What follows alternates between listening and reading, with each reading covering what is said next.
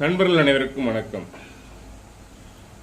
பெண்ணோட ஜாதகத்திலேயோ பெண்ணோட ஜாதகத்தில், அதாவது முக்கியமாக பெண்கள் ஜாதகத்தில் புதனும் செவ்வாயும் சேர்ந்திருக்குன்னு வச்சுக்கோங்க. இந்த புதன் செவ்வாய் சேர்க்கை 3, 7, 11 அல்லது 5 தொடர்பு பெற்றிருக்குன்னு வச்சுக்கோங்க. அங்கே பெரிய ஒரு பிரச்சனை என்ன அப்படின்னா, காதல் திருமணத்தில் எடுத்துக்கிட்டு பொதுவாக புதன் காதல், செவ்வாய் தைரியம், அகங்காரம், தன்முனைப்பு, நான் சொல்றதுதான் சரி அப்படிங்கிறது இந்த புதன் செவ்வாய். புதன் காதல், சித்தம், புத்தி. இந்த புதனும் செவ்வாயும் பகை கிரகங்கள். இந்த புதனும் செவ்வாயும் பகை கிரகங்கள். இந்த புதனும் செவ்வாயும் நண்பர்களாக இருந்து விட்டால் பிரச்சனை இது இல்லை.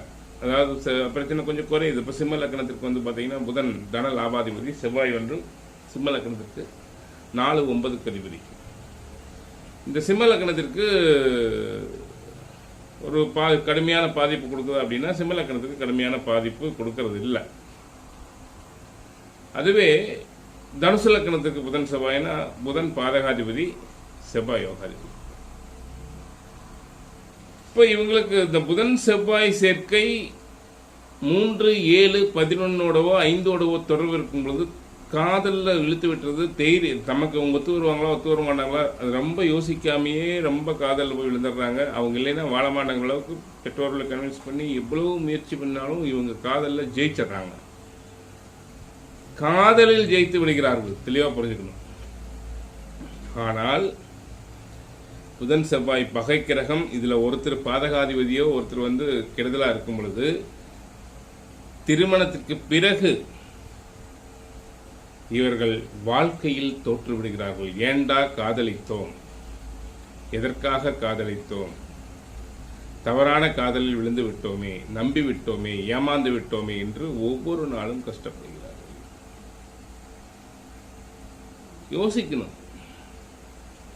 காதல் சாதாரண விஷயம் இல்லை. குறைஞ்சது ஒரு காதலிக்கிறோம்னா காதலிக்கு அப்புறம் யோசிக்கணும். இவங்க நமக்கு, அதாவது இவங்க ஒத்து வருவாங்களா, இவங்களோட வாழ்க்கை பாதை, நம்ம எல்லா விஷயத்தையும் யோசிக்கணும். எதிர்காலத்தில் வருகின்ற அனைத்துமே யோசிச்சு தான் பயணிக்கணும்.